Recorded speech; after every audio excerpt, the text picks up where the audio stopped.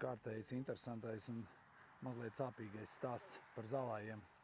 Te ir kolosāls zālājs vidzemes pusē, ja? Bet tas, ko mēs redzam, zālājs ir tādās te joslās strīpās nopļauts pirms apmēram 2 nedēļām, bišķi vairāk, ja? Un tās te tumšās strīpas, te ir savārpojis pārsvarā airene, bet arī mīkslapniedra. Un savukārt blakus joslās tajās gaišajās šeit no vārbu gan arī nav. Ja? Ļoti maz. Kā šitādi var panākt?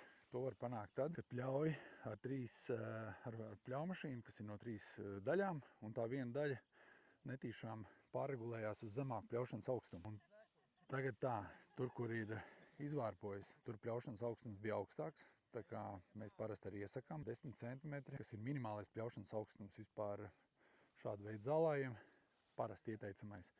Un šeit, te kur ir gaišs, tur tā pļaumašīna bija pārregulējusies uz zemāku, uz apmēram 8 cm, apmēram 2 cm starpību.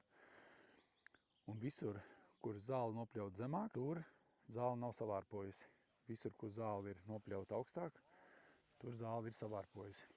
Un tas tā var notikt, tad, ja zāle pļauj ļoti agrā veģetācijas fāzē un tas vārpas dzinums atrodas ļoti tuvu zemē. Un tad nopļaujot augstāk, tā kā mēs parasti arī to iesakām, tad var gadīties, ka tā vārpa paliek dzīva zem pļaušanas augstuma, paliek pie zālāja klāt uz zemes.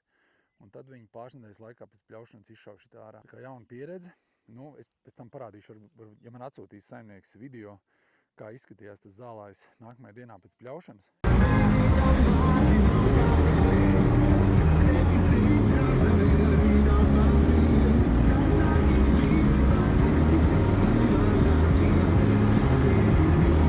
Tad šitais te gaišais izskatījās dzeltens, izkaltis, nokaltis, ļoti neveselīgi. Skaidri redzams, ka pa zemi nopļauts.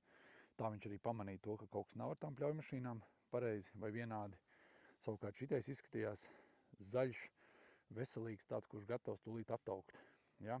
Bet redz, kā tagad tas ir izspēlējis šitādu te gājienu. Uzreiz gan jānomierina, ka mīkslapniedra audzene zied tikai vienreiz, un viņa pēc nopļaušanas šeit vairs neziedēs.